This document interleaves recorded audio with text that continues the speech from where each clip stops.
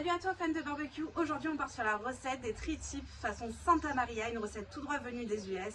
Mais déjà on va commencer par le début, qu'est-ce que c'est les tri-tips? Je te rassure, c'est pas du tout des abats, c'est un super morceau issu du bœuf. Il est facilement reconnaissable grâce à sa découpe en boomerang. En France on appelle ça les aiguillettes baronnes, c'est très tendre, très persillé, très juteux.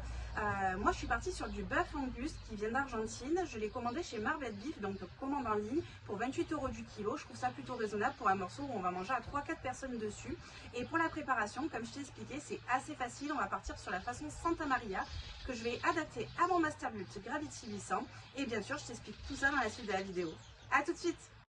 Allez, c'est parti pour la recette et on va commencer par le début, le morceau de viande. Donc comme je t'ai dit, j'utilise du bœuf Angus qui vient d'Argentine. J'ai pris mon morceau chez Marblet Beef, qui est une boucherie d'excellence en ligne, et il fait un petit peu plus d'1 kilo. C'est un morceau qui est très gras. C'est super important quand on va avoir des cuissons qui sont assez longues afin d'avoir une viande qui reste tendre et juteuse. Je commence par repérer un petit peu les fibres de ma viande. C'est toujours aussi important parce que la découpe, quand tu coupes dans le sens de la fibre de la viande, tu vas avoir une viande qui est beaucoup plus tendre.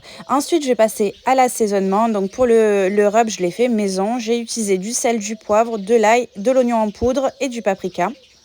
Je vais venir frotter ma viande vraiment partout, le dessus, le dessous, les côtés. Je m'y reprends à plusieurs fois, histoire que mon rub imprègne vraiment partout. C'est ça qui va apporter pas mal de saveur.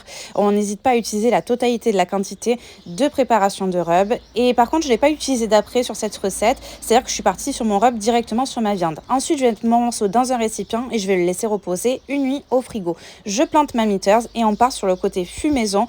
Donc du coup, je laque ma viande avec une sauce vadrouille. Je te mets la recette dans le descriptif de la vidéo. Et je la fais cuire une première partie à 135 degrés environ jusqu'à ce qu'elle atteigne à cœur 47 degrés.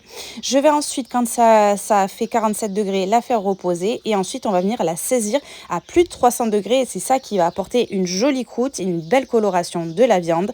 Donc moi j'aime bien les viandes assez saignantes, donc ce que j'ai fait c'est que sur la première partie de la recette, donc la partie fumaison, je suis restée jusqu'à 47 degrés à cœur et ensuite je suis montée jusqu'à 53 pendant la partie de saisie afin d'avoir une viande qui soit assez saignante, voire bleue.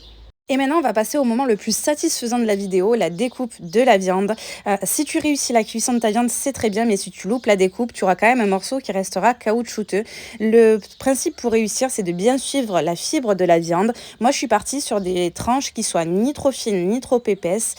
Bien sûr, je garde le gras parce que ça apporte énormément de goût. Au niveau de la cuisson, elle est plutôt réussie. On aime les viandes rosées. Chez nous, elle est bien tendre et bien juteuse. Ce qui a apporté cette jolie coloration de la croûte, c'est le laquage tout au long à la sauce vadrouille et ça a apporté une très jolie couleur. J'espère en tout cas que cette vidéo t'aura donné envie de cuisiner des tri-tips. Bien entendu, on se retrouve très prochainement pour de nouvelles recettes au barbecue bien évidemment. Et n'hésite pas à liker, commenter ou bien t'abonner à ma chaîne. A bientôt!